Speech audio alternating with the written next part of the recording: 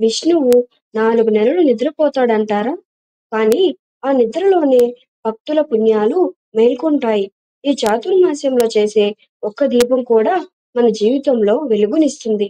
అదేంటో తెలుసుకోవాలంటే beyond the epic ఛానల్‌ని సబ్స్క్రైబ్ చేసుకోండి. ఒకసారి అంగరీష మహర్షి ఆశ్రమంలో ధనలోపుడు అనే ఒక వ్యక్తి వచ్చాడు. అతను చేతులు జోడించి ఇలా అడిగారు, మహర్షి, ఈ కార్తీక మాసం పవిత్రమని విన్నాను. కానీ చాతుర్మాసం అంటే ఏమిటి? దాని మహిమ ఏమిటి?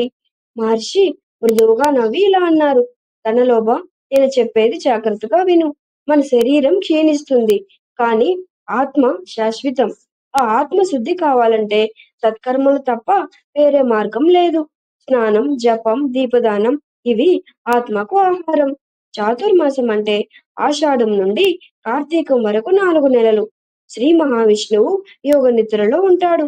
ఆ కాలంలో మనం భోగాలు విడిచి భక్తి మార్గంలో నడవాలి. దేవుణ్ణి స్మరించాలి. తులసి పూజ చేసి దీపాలు వెలిగించాలి. కార్తీక శుద్ధ ఏకాదశి, అదే ఉత్తరాయణ ఏకాదశి నాడు విష్ణువు మేల్కొని భక్తులపై కరుణ వర్షం కురిపిస్తాడు. ఆ రోజు వరకు ఎవరు భక్తితో వ్రతం పాటిస్తారో భగవంతుడు స్వయంగా ప్రత్యక్షమై వారిని ఆశీర్వదిస్తాడని నమ్మకం.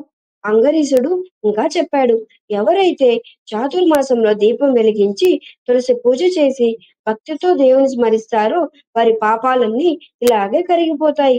కానీ ఎవరు నిర్లక్ష్యంగా ఉంటారో వారి జీవితం చీకటిలో మిగిలిపోతుంది. ఆ మాటలు విన్న ధనలోపుడు ఆ రోజు నుంచే భక్తి మార్గంలో అడుగుపెట్టాడు. దానశీలుడై సత్య మార్గంలో నడిచాడు. అతని లోభం కరిగి జీవితం ప్రకాశించింది.